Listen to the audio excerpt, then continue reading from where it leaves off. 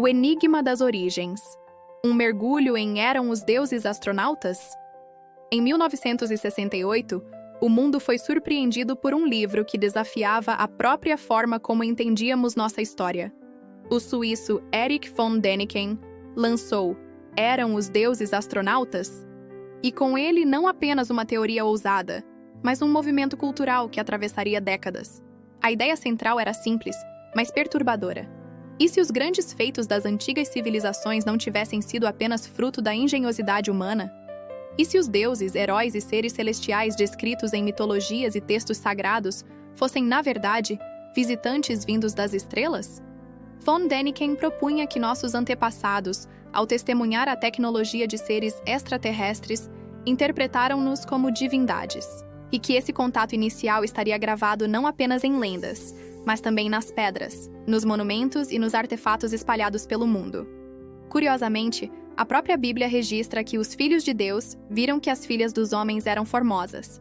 Gênesis 6:2, gerando os enigmáticos gigantes da antiguidade. Para alguns, um texto simbólico. Para outros, um eco de algo maior. Se você tem gostado do nosso canal, se inscreva, curta e compartilhe nossas histórias. As provas de um passado cósmico.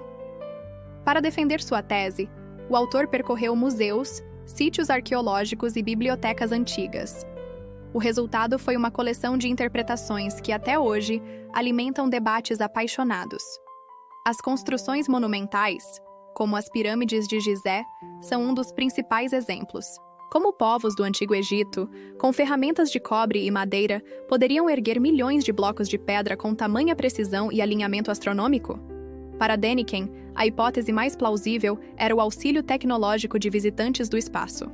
Na América do Sul, o suíço destacou Pumapunku, na Bolívia, onde blocos de andesito e diorito, rochas extremamente duras, parecem ter sido cortados com algo semelhante a máquinas industriais. E na Ilha de Páscoa, as enigmáticas estátuas Moai seriam um enigma logístico insolúvel para uma civilização isolada em um pedaço de terra tão pequeno. Mas não apenas a arquitetura chamava a atenção. Havia também artefatos e imagens enigmáticas.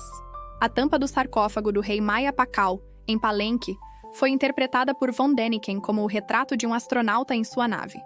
O rei reclinado, acionando controles, rodeado de símbolos que, para ele, lembrariam chamas e propulsores. Outro ponto central são as linhas de Nazca, no Peru. Imensos desenhos no deserto que só podem ser plenamente vistos do alto. Figuras de pássaros, macacos e geometrias gigantescas. Para a arqueologia podem ter sido caminhos cerimoniais, observatórios astronômicos ou oferendas para os deuses. Mas para Von Däniken, elas eram literalmente pistas de pouso para naves alienígenas. E há ainda os textos antigos. Na Bíblia, o profeta Ezequiel descreve uma carruagem de fogo que descia dos céus, envolta em rodas dentro de rodas, algo que o autor leu como um relato de nave espacial. No épico indiano Mahabharata, batalhas aéreas entre Vimanas, veículos voadores, teriam sido, na visão dele, lembranças de conflitos entre diferentes civilizações extraterrestres. Até mesmo o mito de Prometeu, que trouxe o fogo divino aos homens, foi reinterpretado como uma metáfora para a tecnologia avançada compartilhada por visitantes do espaço. E há ainda os textos antigos. O profeta Ezequiel descreve uma visão de uma carruagem de fogo, com rodas dentro de rodas, vinda do céu. Ezequiel 1:15-21. Para os teólogos, é uma experiência espiritual. Para Von Däniken, parecia um relato de nave espacial. No épico indiano Mahabharata, Vimanas cortavam os céus em batalhas. E até mesmo no livro de Êxodo, quando o Senhor ia adiante deles de dia numa coluna de nuvem para os guiar pelo caminho, e de noite numa coluna de fogo para os alumiar. Êxodo 13:21, alguns enxergam uma descrição curiosamente próxima de uma tecnologia aérea. As críticas e a controvérsia. Mas se o público se fascinou, a comunidade científica reagiu com dureza. Arqueólogos e historiadores acusaram Von Däniken de distorcer fatos, ignorar contextos culturais e, principalmente, de subestimar as capacidades humanas. Sabemos hoje, por exemplo, que os egípcios dominavam técnicas de alavanca, rampas e organização de mão de obra em massa. Que os maias representavam seu rei Pakal segundo sua cosmologia própria, ligada ao submundo e à árvore cósmica, e não a uma cabine espacial. que as linhas de Nazca podiam ser traçadas com cordas e estacas, sem mistério tecnológico. Muitos estudiosos também apontaram um viés problemático, ao sugerir que povos da América, da África ou da Ásia não teriam sido capazes de seus próprios feitos. A teoria dos antigos astronautas reforçaria uma ideia etnocêntrica, tirando o mérito das civilizações não europeias. Além disso, nenhuma evidência concreta, um único objeto de origem extraterrestre, uma ferramenta que não pudesse ter sido feita por humanos, jamais foi apresentada. Ao contrário, algumas provas foram desmascaradas como interpretações forçadas ou até fraudes. Além disso, críticos apontaram que o fascínio pelos antigos astronautas pode reforçar um preconceito perigoso, o de que povos não europeus não seriam capazes de suas próprias conquistas. E, claro, permanece a ausência de provas materiais. Como lembra o apóstolo Paulo, examinai tudo, retende o bem. 1 Tessalonicenses 5:21. Muitas das alegações de von Däniken não resistiram ao exame cuidadoso. O legado de uma pergunta. Apesar disso, eram os deuses astronautas? Não desapareceu. Muito pelo contrário. Tornou-se um best-seller internacional, traduzido para dezenas de línguas, e inspirou gerações.